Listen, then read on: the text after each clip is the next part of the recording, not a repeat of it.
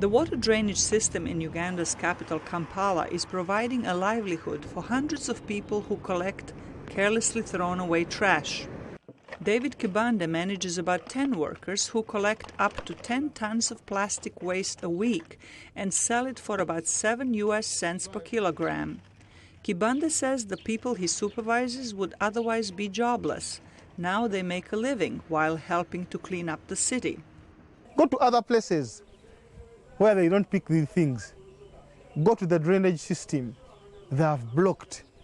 More than half of the trash in Uganda's capital is left uncollected by understaffed and underfunded municipal services. Much of it ends up in drainage channels, natural watercourses, streets, and undeveloped plots. Environment authorities say that about 600 tons of plastic are discarded in Kampala every day. Private companies such as the Plastic Recycling Institute, run by a South African beverage company, have stepped in to help reduce the waste by employing people to collect plastic waste for recycling. The Kampala plant recycles 650 kilograms of plastic per hour and more than 3 million kilograms annually, which means that much less ends up in Uganda's environment. I would say it is working. If at all there were no recycling plants, that means all the plastics we are collecting right now would be in the rivers and streets. The plastics are sorted, washed, and processed for the manufacturing of other plastic products, including floor tiles and roof slates.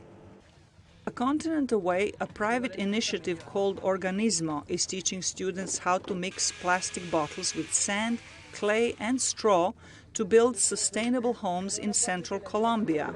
O si podemos entender cómo desechamos y cómo consumimos y incorporarlo dentro de los ciclos que nos rodean. If we can understand how we discard and consume and incorporate that into the cycles that surround us, that can lead to certain practices of recycling, reuse, and of knowledge of the land. Students from Colombia and other countries learn how to use waste and natural material to build green farmhouses, which include rainwater treatment systems and composting toilets.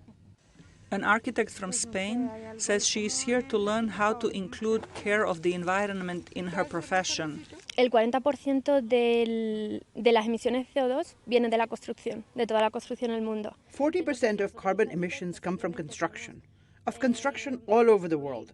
So if we architects want to build, we must consider potential harm to our generations and that we could destroy Mother Nature. Vamos a destruir la madre naturaleza, pues entonces tenemos una gran responsabilidad y por eso.